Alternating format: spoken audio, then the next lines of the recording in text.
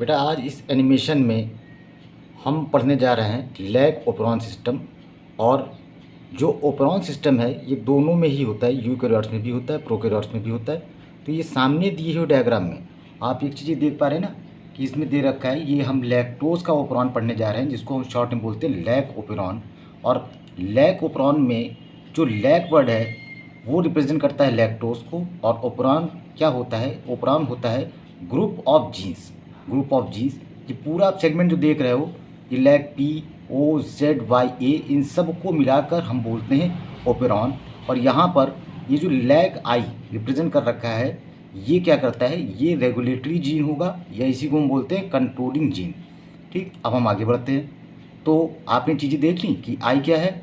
आई यहाँ पर रिप्रेजेंट करता है इनहिबिटर को, पी यहाँ पर रिप्रेजेंट कर रहा है किसको, प्रमोटर को, ओ यहाँ पर है क्या, ओपेरॉन या इसी को बोलते हैं हम ऑपरेटर। ओपेरॉन तो बेटा ये पूरा है, यहाँ से लेके यहाँ तक ये पूरा है। ये जो ओ है, ये जो ओ आपको दिख रहा है ना, ओ यहाँ पर कहलाएगा ओपेरॉन या ऑपरेटर कहलाएगा।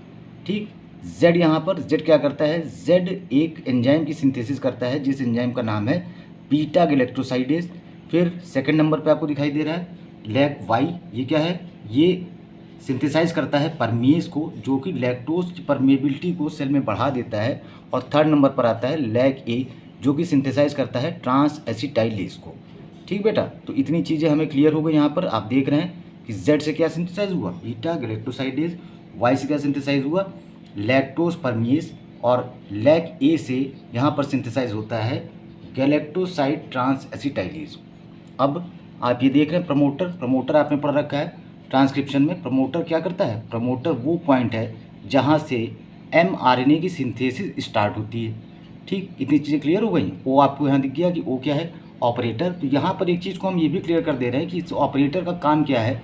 इस ऑपरेटर का काम है इन तीनों जीन्स से एंजाइम्स की सिंथेसिस को गवर्न करना। तो ऑपरेटर यहाँ पर क्या है, ऑपरेटर एक तरह से इनका मालिक है या इनको ऑर्डर देने वाला एक सदस्य, जैसे होता है ना टेलीफोन ऑपरेटर होता है या कोई केबल ऑपरेटर वाला है, तो ये इसी तरह से ऑपरेटर इन तीनों को रेगुलेट करता है। ठीक, अब हम आगे बढ़ते हैं। फिर हम जब यहाँ पर पहुँच जाएंगे, ये जो लैग ई तक आपने देख लिया है, अब हम इसी में आगे बढ़ रहे हैं इस एनिमेशन में कि अब चीज़ें क्या होनी हैं। तो चीज़ें बेटा आप देखो कि ये देखो दिखा रहा है ना रेगुलेटरी जीन, लैग आई रेगुलेटरी जीन, और इससे क्या होगा, इससे रिप्रेसर प्रोटीन की सिंथेसिस होती है। ये आपको दिख रहा है, यहाँ पर mRNA बन गया और इस mRNA से यहाँ पर ये रिप्रेसर प्रोटीन की सिंथेसिस हो गई। तो अब बेटा क्या होता है कि ये रिप्रेसर प्रोटीन जो होता है, रिप्रेसर प्रोटीन आर से तुम समझ लो जैसे कोई राक्षस है, और ये क्या कर रहा है, इस ऑपरेटर से जाकर बाइंड कर जाता है। जब भी ऑपरेटर जाकर बाइंड कर जाता है तो जो RNA पॉलीमरेज, ये आपको दिख रहा है ना RNA पॉलीमरेज, इस पर आगे मूव नहीं कर पाता। और आपको पता है कि RNA पॉलीमरेज बहुत ज़रूरी है मूव करना, कि तभी तो क्या होगा, तभी प्रोटीन या एंजाइम की सिंथेसिस हो पाएगी। अब इस प्रोसेस को कैसे किया जाए, तो इस प्रोसेस को करने के लिए हमारे पास इंड्यूसर जो कि लैक्टोज है या एलोलैक्टोज है, वो परमेज की सहायता से इस सेल के अंदर आ जाता है और इस सेल के अंदर आकर इस रिप्रेसर को बाइंड कर लेगा। अभी देखना आप कि अभी ये दिखा रहा है कि इसने इसको बाइंड कर लिया और ये ऑपरेटर पर इसको बाइंड नहीं होने दे रहा है। तो इस वजह से क्या होगा कि जो RNA पॉलीमरेज है ये यहाँ पर आ जाएगा और उसके बाद ZYA तीनों एक्टिव हो जाएंगे, और ये कहलाता है polycistronic mRNA। Polycistronic mRNA prokaryotes में होते हैं, मोनोसिस्ट्रॉनिक होते हैं यूकेरियोट्स में। तो बीटा गैलेक्टोसाइडेज की भी सिंथेसिस हो जाएगी और यहाँ पर लैक्टोज परमेज की भी सिंथेसिस हो गई, गैलेक्टोसाइड ट्रांसएसिटाइलेज की भी सिंथेसिस हो गई।